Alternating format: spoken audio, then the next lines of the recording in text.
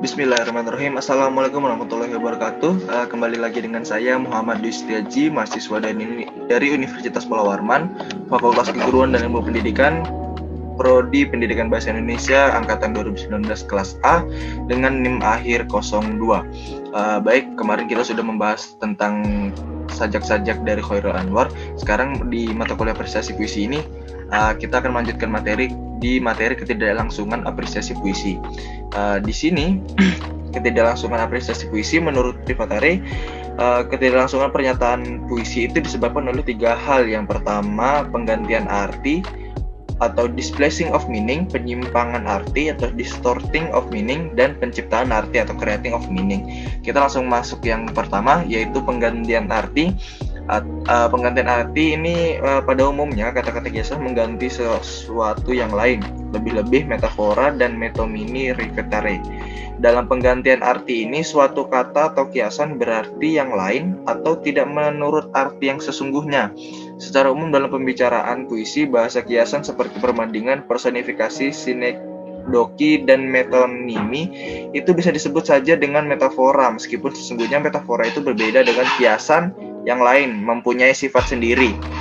Metafora itu melihat sesuatu dengan perantaraan hal atau benda lain. Kemudian materi yang kedua ada penyimpangan arti, yaitu menurut Rivetare, penyimpangan terjadi bila dalam sajak ada ambiguitas, kontradiksi, ataupun nonsens. Langsung saja masuk yang pertama, itu ada ambiguitas. Di sini dalam PPT dijelaskan adalah sebuah pengertian yang meluas yang merujuk pada nuansa verbal apapun, setipis apapun itu, tetapi memberi ruang untuk tanggapan alternatif pada sebuah satuan bahasa yang sama. Dalam puisi, kata-kata, frase, dan kalimat sering mempunyai arti ganda, menimbulkan banyak tafsir atau ambigu. Ambiguitas umumnya berbeda dengan ketidakjelasan. Itu dapat dilihat dari sajak dari Khairul Anwar tentang yang berjudul Sajak Putih. Bisa dibaca di sini. Kemudian yang kedua ada kontradiksi. Kondisi ini mendeskripsikan bahwa terdapatnya makna yang bertentangan atau berlawanan. Kontradiksi yang termuat dalam puisi tersebut sengaja diciptakan penyair untuk mengelabui pembaca, di mana makna-makna terkandung tidak jelas adanya. Dalam sajak modern banyak ironi, yaitu salah satu cara menyampaikan maksud secara berlawanan atau kebalikannya. Ironi ini biasanya untuk mengejek sesuatu yang keterlaluan. Ironi yang menarik perhatian dengan cara membuat pembaca berpikir sering juga membuat orang tersenyum atau membuat orang berbelas kasihan terhadap sesuatu yang menyedihkan. Di sini ada dari sajak yang berjudul Afrika Selatan, bisa dibaca sendiri. Kemudian yang terakhir itu ada nonsense. Nonsense merupakan bentuk kata yang secara linguistik tidak mempunyai arti sebab tidak terdapat dalam kosakata. Misalnya penggabungan 2 kata atau lebih, sepi saupi, sepi saupa, menjadi bentuk baru pengulangan suku kata dalam satu kata, terkekeh-kekeh, kekeh-kekeh.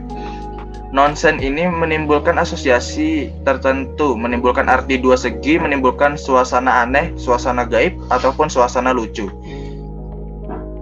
Kemudian yang terakhir ada penciptaan arti. Terjadi penciptaan arti menurut Rivetare bila ruang teks atau spasi teks berlaku sebagai prinsip pengorganisasian untuk membuat tanda-tanda keluar dari hal-hal ketatabahasaan yang sesungguhnya secara linguistik tidak ada artinya, misalnya simetri, rima, enjebemet, dan evakuilensi. Makna semantik di antara persamaan-persamaan posisi dalam bait homologus. Dalam puisi sering terdapat keseimbangan simetri berupa persejajaran arti antara bait-bait atau antara baris-baris dalam bait.